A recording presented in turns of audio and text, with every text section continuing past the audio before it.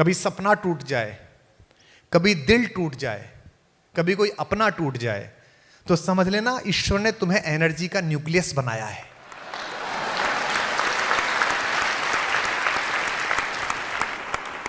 अगर कभी मन में ये आए कि यहां ये बात अटक गई, ये बात नहीं हुई, कोई भी लक्ष्य तुम्हारे जीवन से बड़ा नहीं है। सबसे बड़ी चीज तुम्हारी खुद की जिंदगी है, सबसे पहली चीज तुम्हारी है।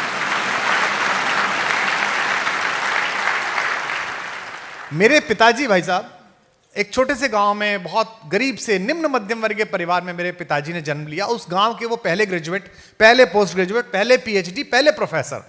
10वीं करके वहां बीज इंस्पेक्टर की नियुक्ति करने वाले लोग आए। एक बीज इंस्पेक्टर तुम तो जानते भी नहीं होगे, सीड इंस्पेक्टर होता है गांव में, वो सीड की क्वालिटी चेक करता है। लोअर डिवीजन क्लर्क से भी नीचे का काम होता है। वो सबसे मेधावी बच्चे थे। गांव से 4 बच्चे सेलेक्ट हुए, उनमें से 3 को नौकरी मिल गई और मेरे पिताजी को नहीं मिली। और मेरे पिताजी बड़े परेशान हुए कि बताइए 11वीं में ही कमाने लायक हो जाता। लेकिन फिर वो प्रोफेसर हुए। आज हमारा सबसे बड़ा भाई इंजीनियर है, एक वाइस चांसलर है, एक मैं हूं। सब लोग अपनी अपनी जगहों पर हैं। अगर उस अपॉर्चुनिटी के छूटने पर मेरे पिताजी ने जिंदगी की लड़ाई हार दी होती, तो आज ना हिंदुस्तान को कुमार विश्वास मिलता, ना हमें इस परिवार का सहयोग मिलता।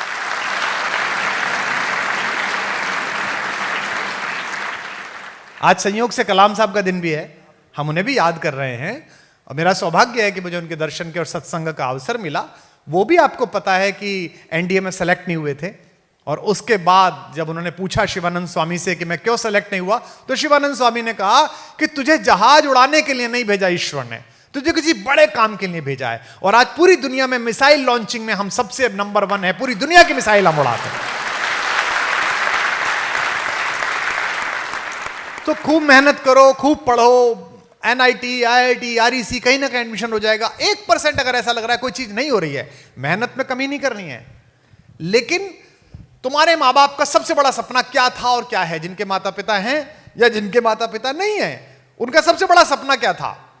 मेरी बेटी से मैंने एक दिन पूछा, वो बाहर पढ़ी है और आप अपना काम करती है, अपनी एक इंडस्ट्री चलाती है।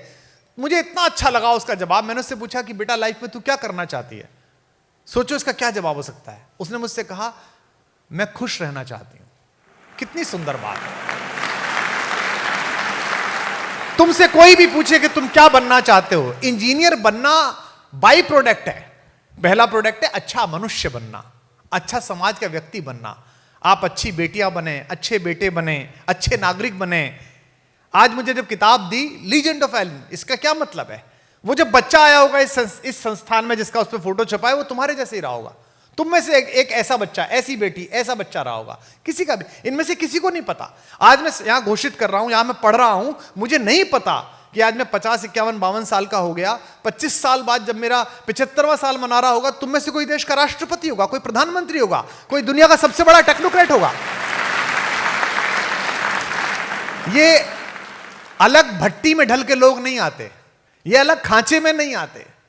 इस देश को औद्योगिक घरानों के बेटे बेटियां नहीं चलाते। इस देश को तुम और हम चलाते हैं, जो मास्टरों के, क्लर्कों के, किसानों के बच्चे हैं। मेरा नहीं हुआ था आईआईटी में। 117 रुपए का फॉर्म भरा था मैंने। कैलकुलस कमजोर थी और ऑर्गेनिक कमजोर थी, नहीं हुआ। कोई दिक्कत नहीं, मैंने 117 का फॉर्म भरा था। आज की रेट में आईआईटी से 117 करोड़ वसूल कर चुका हूं, पूरे देश के आईआईटी से।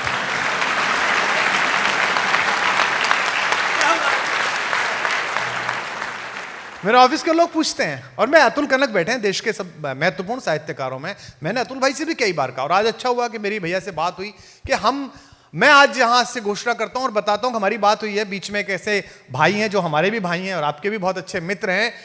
आप लोग टेक्नोक्रेट बने, इस पर ये लोग मेहनत करेंगे।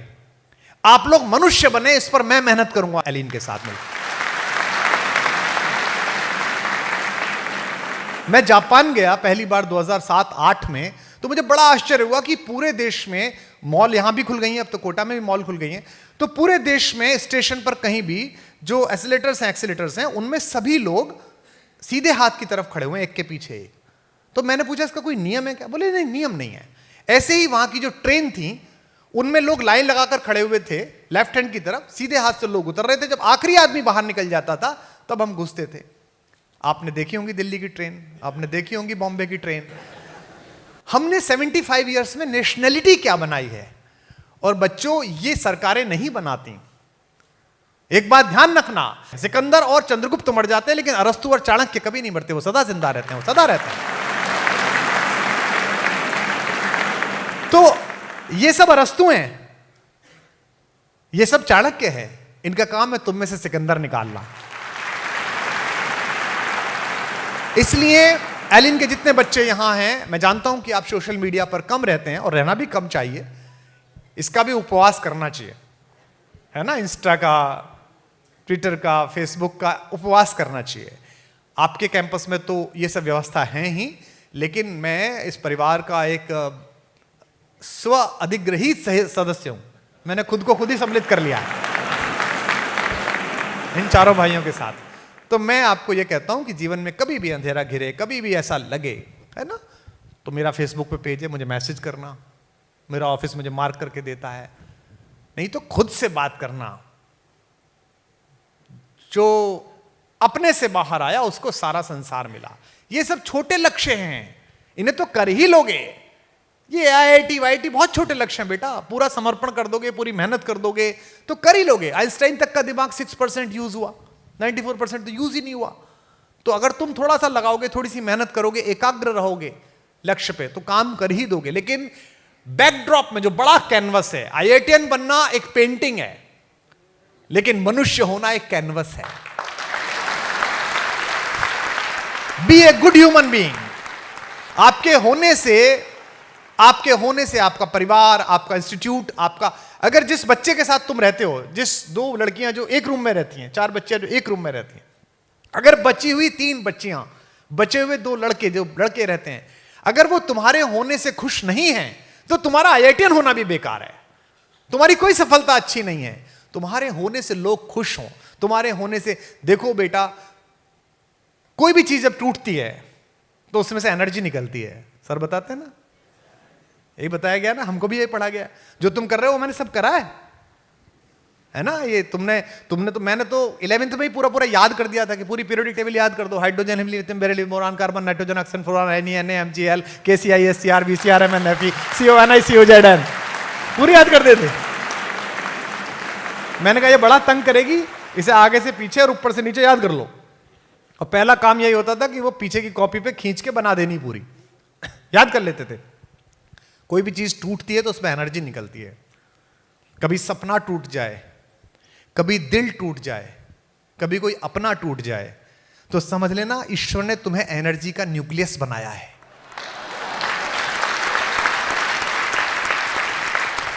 अब ये तुम पर है कि एनर्जी टूटे तो कोई बम बना लेता है और कोई बिजली बना लेता है। जो निगेटिव लोग हैं वो बम बना लेते हैं। मेरी खुद की लाइन से मैं खत्म करता हूं कि हिम्मत का सागर लांघो तो लहर लहर जयकारा होगा। एक घर से निकाला हुआ लड़का जिसके पास केवल एक वलकल था, एक कपड़ा था, पत्नी थी और भाई था, पैरों में चप्पल नहीं थे, उसने 7 बार दुनिया जीते हुए रावण को घर जाके पटक के मारा, अनस्किल्ड फोर्स को लेके। रावण की फोर्स तो स्किल्ड फोर्स थी, देवासुर संग्राम में देवताओं के चक्के छोड़ा दिए थे, लेकिन घर में घुस के मारा। ये जो कॉन्फिडेंस है कि अगर मैं सच्चा हूं, अगर मैंने मेहनत की है तो रिजल्ट निकलेगा। मैं सुनाता हूं आपको ये लाइन कि हिम्मत का सागर लांघो तो लहर लहर जयकारा होगा, और दिल टूटे या एटम टूटे दुनिया में उजियारा होगा। तो अगर कभी भी दिल टूटे, अगर कभी भी मन परेशान हो, तो मान लेना कि भगवान ने तुम्हारा न्यूक्लियस चुन लिया। You are the luckiest one. अब काम होने वाला है, अब तुम करने वाले हो, और आत्मविश्वास इतना रखना, कोई फर्क नहीं पड़ता कौन सी रैंकिंग आई, 100वीं आई, 1000वीं आई, कोई फर्क नहीं पड़ता। जब जटायु के घाव पूछ रहे थे राम, तो राम ने पूछा कि चाचा आप मेरे पिताजी के दोस्त रहे हो, मैं आपको स्वस्थ करा दूं, मतलब हॉस्पिटल ले चलूं। जटायु ने कहा कि नहीं बेटा, अब मेरे मरने का समय आ गया। जटायु फाइटर प्लेन चलाते थे। ये जो गिद्ध विद्ध का मामला है ना, ऐसा नहीं था, वो फाइटर प्लेन चलाते थे। उस जमाने में टेक्नोलॉजी थी कि दूसरे के प्लेन में क्या हो रहा है ये आप अपने स्क्रीन पे देख सकते थे। तो उन्होंने देखा कि उस प्लेन में जो ऊपर जा रहा है सबसे बड़ा एयरफोर्स 1, उसमें एक सीता का अपहरण हो रहा है। ये एयरफोर्स 1 शांति की सीता का अपहरण आज नहीं कर रहा, पहले से करता है ये। अब थोड़ा दूर रहता है, न्यूयॉर्क रहता है, पहले लंका में रहता था। तो उसने देख लिया कि इसमें एक महिला का अपहरण हो रहा है, उसका वॉइस सैंपल उसने डेटा में डाला, तो वॉइस सैंपल डेटा में डाला तो सीता से मैच किया, तभी उसने कहा कि आपकी पत्नी का अपहरण हुआ है। ये साइंस है, सब पूरा साइंस है। तो उन्होंने कहा कि मैं आपका इलाज कर दूं, तो उन्होंने कहा नहीं बेटा, अब तो मेरा समय आ गया, अब मैं जाऊंगा। तो जटायु ने पूछा कि बेटा जब मैं ऊपर जाऊंगा तो तुम्हारे पिता मिलेंगे, दशरथ मिलेंगे, मेरे दोस्त, मैं उनसे क्या कहूं? अब एक लड़का जो घर से निर्वासित है, वनवास में है, उसकी पत्नी का अपहरण रावण करके ले गया और वो भी युद्ध करने के लिए जा रहा है, सेना बनाएगा बेचारा, वो क्या बोले? रामचरितमानस में बाबा तुलसीदास कहते हैं, इसे कॉन्फिडेंस कहते हैं, इसे राम बनना कहते हैं, ऐसे बनो। वो कहते हैं आप मत कहना चाचा जी, पापा से जाके आप कुछ मत कहना, जो मैं राम, अगर मैं उनका लड़का हूं तो कुल सहित, खानदान सहित कहे दशानन आए, रावण खुद ऊपर आके बताएगा कि क्या कर दिया था उसने। इसे कहते हैं confidence. This is called confidence. आप मत बताना पापा को। तो कभी पापा फोन करें, मम्मी फोन करें या परिवार का कोई फोन करे, सर पूछें, तो यही कहना कि सर चिंता मत करो, जिस दिन रिजल्ट निकलेगा उस दिन बता दूंगा क्या मेहनत कर रहा हूं, कैसा पढ़ रहा हूं, क्या काम कर रहा हूं, उस दिन पता चल जाएगा।